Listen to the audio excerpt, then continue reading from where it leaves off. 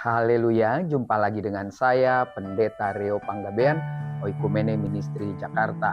Apa kabar saudara? Saya berharap saudara selalu berada dalam keadaan baik, sehat, penuh semangat, dan never give up. Jangan pernah menyerah.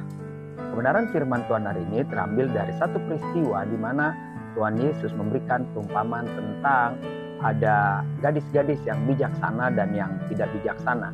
Ada 10 gadis yang datang bersiap-siap untuk satu upacara pesta pernikahan, dan ketika itu mereka menunggu cukup lama. Lalu beberapa dari gadis-gadis itu atau sebagian 5 orang gadis itu pergi keluar karena mereka harus mencari minyak agar lampunya, lilinnya itu penerangannya tidak mati.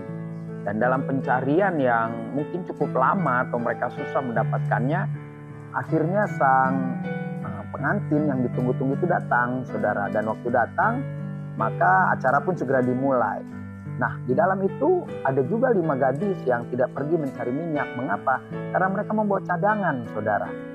Nah, disinilah kita akan belajar hal yang sangat luar biasa, bahwa mempersiapkan segala sesuatu itu perlu.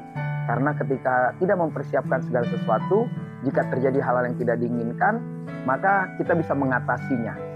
Inilah yang diajarkan Tuhan Yesus ketika dia mengajarkan kepada banyak orang tentang perlunya mempersiapkan diri, perlunya berjaga-jaga karena sang pengantin akan datang suatu waktu. Karena mungkin kan waktu itu tidak ada WhatsApp, tidak ada informasi lain sebagainya yang akan mengabarkan bahwa pengantinnya sudah dekat, sudah tinggal 1 kilometer lagi, 2 menit lagi.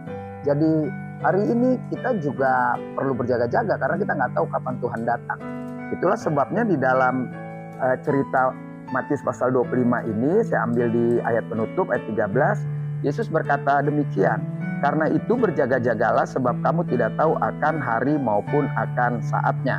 Kan yang 5 gadis membeli minyak itu akhirnya sampai juga ke tempat acara dan mengetok-ketok pintu, mungkin menggedor atau berteriak kali untuk minta dibukakan pintu. Tetapi yang paling menyakitkan bahwa lihat ditulis, "Tetapi ia menjawab, aku berkata kepadamu, sesungguhnya aku tidak mengenal kamu." Ya kan?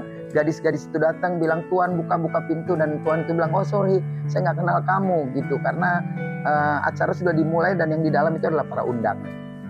Saya percaya saudara mengerti maksud firman Tuhan ini. Saya Pendeta Rio Panggabean, Oikumene Ministry Jakarta. Sampai jumpa pada perenungan berikutnya. Tuhan Yesus memberkati.